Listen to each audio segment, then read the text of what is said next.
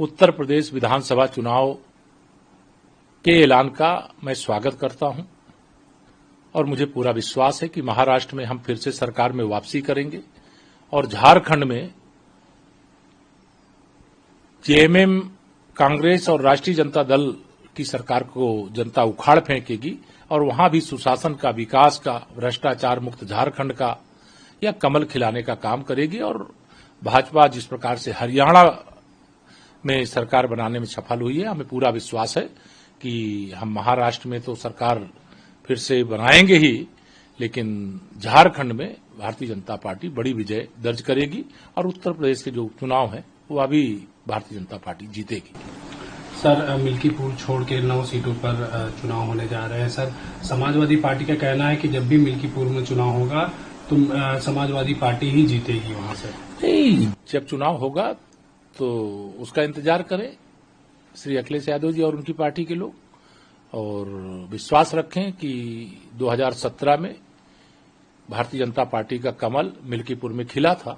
2022 में थोड़े अंतर से चुनाव जरूर हमारे प्रत्याशी हार गए थे, उसका मामला न्यायालय के समक्ष है। माननीय न्यायालय का जब भी निर्णय होगा, मुझे विश्वास है कि आयोग चुनाव कराने का ऐलान करेगा, तब जनता की अदालत में 2-2 हाथ हो जाएंगे। अभी तो 9 विधानसभा सीटों के उपचुनाव का ऐलान हुआ है, उसकी भारतीय जनता पार्टी ने मजबूत तैयारी की है और हमें पूरा विश्वास है कि हम 9 विधानसभा में से अधिकांश सीटें जीतेंगे। सर, हरियाणा में जिस तरह चुनाव हुए उस तरह से विपक्षी दल लगातार ईवीएम पर सवाल उठा रहा है, कह रहा है कि हरियाणा में जिस तरह हुआ उस तरह महाराष्ट्र और देखिए, विपक्षी दल जब चुनाव जीतते हैं तो ईवीएम अच्छी है, जब चुनाव हारते हैं तो ईवीएम खराब है। जम्मू कश्मीर में चुनाव जीत गए तो ईवीएम अच्छी है, हरियाणा में चुनाव हार गए तो ईवीएम खराब है। यह दोहरा चरित्र देश की जनता को अस्वीकार है। यह सच है कि महाराष्ट्र और झारखंड में कांग्रेस सहित विपक्ष ने एडवांस में अपनी पराजय स्वीकार की है, क्योंकि हारने के बाद ठीकरा किस पर फोड़ेंगे, बदनाम किसको करेंगे, तो ईवीएम मशीन को करेंगे, चुनाव आयोग को करेंगे। ये स्क्रिप्ट लिखने की कोशिश की गई है, लेकिन हमें चुनाव आयोग पर भरोसा है, हमें जनता पर भरोसा है। माननीय प्रधानमंत्री श्री नरेंद्र मोदी जी, जिनके नेतृत्व में भारत विकास के नए कीर्तिमान स्थापित कर रहा है, जो सबका साथ, सबका विकास, सबका विश्वास और सबका प्रयास का मंत्र लेकर के लगातार देश की सेवा कर रहे हैं, इसके कारण भाजपा का समर्थन लगातार बढ़ रहा है।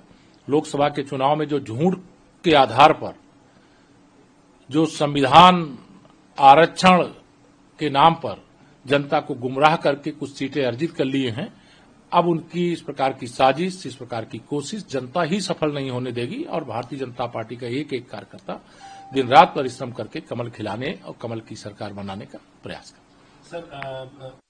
ये सपा और कांग्रेस की समस्या है, भाजपा की कोई समस्या नहीं है। भारतीय जनता पार्टी अपने गठबंधन के साथ सभी सीटें जीतेगी। सर, मायावती जी कह रहे हैं हम इस उपचुनाव में किसी से भी गठबंधन नहीं करेंगे, महाराष्ट्र में। ये देखिए, अपने अपने जो राजनीतिक दल होते हैं उनके अपने अपने निर्णय होते हैं। अगर बहन मायावती जी किसी से गठबंधन नहीं करना चाहती हैं तो ये उनके दल का मामला है। भारतीय जनता पार्टी का जो गठबंधन है, एनडीए है, वह मिलकर के चुनाव लड़ रहा है, मिलकर के चुनाव जीत रहा है। चाहे सपा, बसपा, कांग्रेस एक होकर के लड़े तब भी सर्वाधिक सीटें भाजपा जीतेगी, अलग अलग लड़ेंगे तब भी सर्वाधिक सीटें भाजपा जीतेगी।